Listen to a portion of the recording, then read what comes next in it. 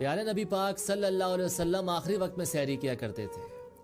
ایک دفعہ آپ مولا علی اور کچھ صحابہ کے ساتھ سحری کر رہے تھے کہ سحری میں آپ بکرے کی سیری کھا رہے تھے جو کہ آپ کو بے حد پسند تھی۔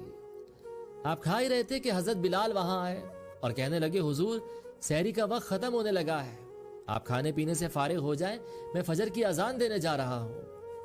یہ کہہ کر حضرت بلال اذان دینے چلے گئے جو کہ اس وقت ایک چھت پر دی جاتی تھی۔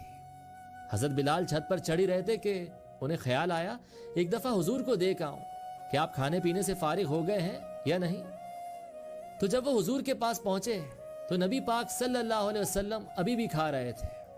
حضرت بلال کہنے لگے یا رسول اللہ، اللہ کی قسم سحری کا وقت ختم ہونے چلا ہے اور فجر کا وقت شروع ہو گیا ہے۔ تو حضور نے فرمایا بلال ابھی سحری ختم نہیں ہوئی تھی، ابھی وقت باقی تھا، لیکن تمہاری قسم جھوٹی نہ ہو جائے، اسی لیے اللہ نے اب سحر کر دی۔